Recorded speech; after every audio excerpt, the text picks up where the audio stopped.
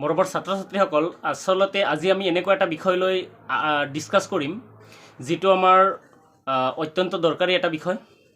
আগন্তুক যি H.S.L.C exam বা হাইস্কুল শিক্ষান্ত পৰীক্ষা অনুষ্ঠিত হ'বলৈ গৈ আছে, আমাৰ সেৱা বোৰ্ডে যিখিনি নটিফিকেশ্যন দিলে সিদিনা, সেই নটিফিকেশ্যন মতে আমাৰ 10মান শ্ৰেণীৰ যিটো কুৱেশ্যন পেটাৰ্ণটো কিছু চেঞ্জেছ হৈছে। ঠিক আছে, ইয়াৰ আগৰ বছৰ মানে 2023ত যিটো H.S.L.C এক্সাম হৈ গ'ল, সেইটো এক্সামত আমাক এনেকুৱা আছিলে 55% মানে 50% 1 মাৰ্কৰ কুৱেশ্যন আছিলে।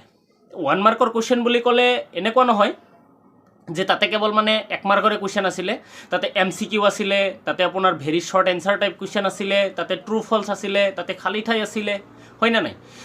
কিন্তু এইবাৰ আমাৰ শিক্ষা বিভাগে সিদিনা যিটো মানে নটিফিকেশ্যন দিলে, সেই শিক্ষা বিভাগে দিয়া নটিফিকেশ্যন মতে এইবাৰৰ পৰীক্ষাত কিছু সাল সলনি কৰা হৈছে। কেনেকুৱা? অংক, বিজ্ঞান, ইংৰাজী আৰু সমাজ বিজ্ঞান এইকেইটা বিষয়ত 50% MCQ বুলি ক'লে মানে কি বুজি পাওঁ, বস্তুনিষ্ঠ বা বহু বিকল্প যি প্ৰশ্ন উত্তৰ থাকে, এটা কুৱেশ্যনৰ এগেইনষ্টত যে আমাক 4টাকৈ অপশ্যন দিয়া থাকে, সেনেকুৱা টাইপৰ কুৱেশ্যন আমাক আহিব 50%। এতিয়া 50% বুলি ক'লে ধৰি লৈছোঁ অংকত 50%ৰ অৰ্থ হ'ল আপোনাৰ 45 মাৰ্কছ। 45 মাৰ্কছ 1 মাৰ্কৰ কুৱেশ্যন আহিব।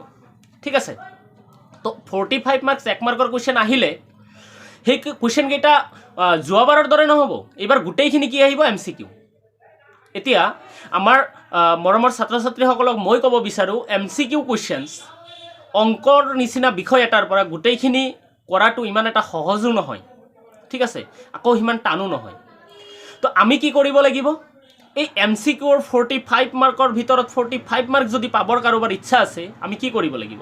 আমি এটাই কাম কৰিব লাগিব, সেইটো হ'ল আমি প্ৰত্যেকটো চেপ্টাৰ ৱাইজ কিমানটাকৈ আমাক ইম্পৰ্টেণ্ট পইণ্ট আছে, ঠিক আছে, কিমানটাকৈ ইম্পৰ্টেণ্ট পইণ্ট আছে। প্ৰথম যিটো আমাক চেপ্টাৰ আছে সেইটো আছে কি? ৰিভিজন। তাৰপিছত আছে বাস্তৱ সংখ্যা, বহুপদ, এনেকুৱা প্ৰত্যেকটো চেপ্টাৰৰ আমি মেইন পইণ্টখিনি ধৰিব লাগিব।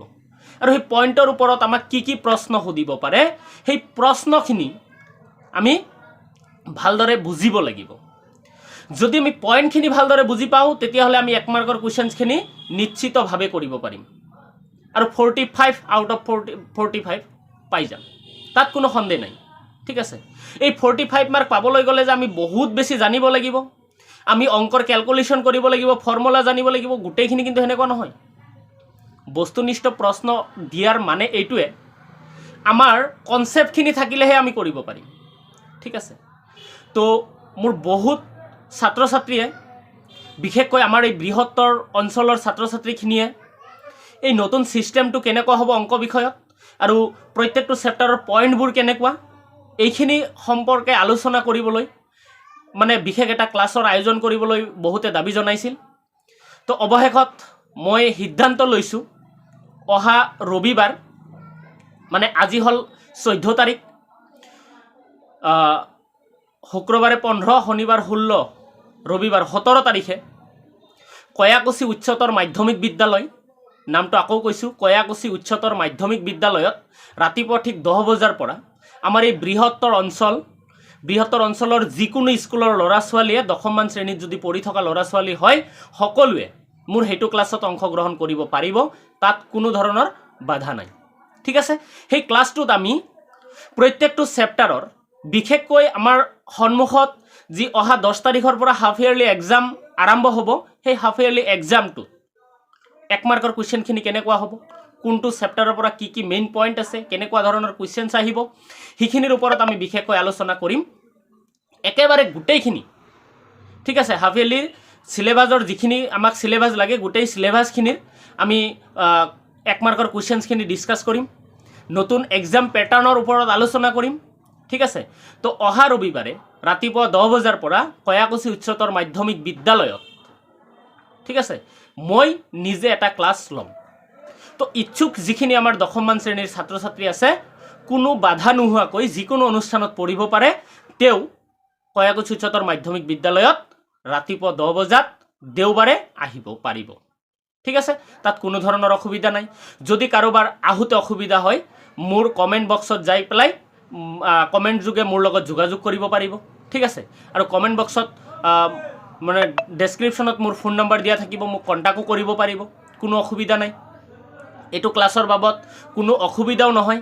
ঠিক আছে, আহিব ফ্ৰী অফ কষ্ট, ক্লাছ এটা ল'ম, ধুনীয়াকৈ ক্লাছটো এটেণ্ড কৰিব পাৰিব।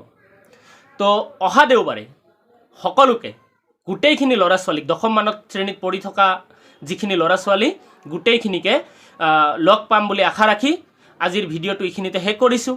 ঠিক আছে, তোমালোকৰ লগত সকলোৰে লগত দেখা হ'ব অহা দেওবাৰ 17 তাৰিখ ৰাতিপুৱা 10 বজাত। ক'ত দেখা হ'ব? কয়াকুছি উচ্চতৰ মাধ্যমিক বিদ্যালয়।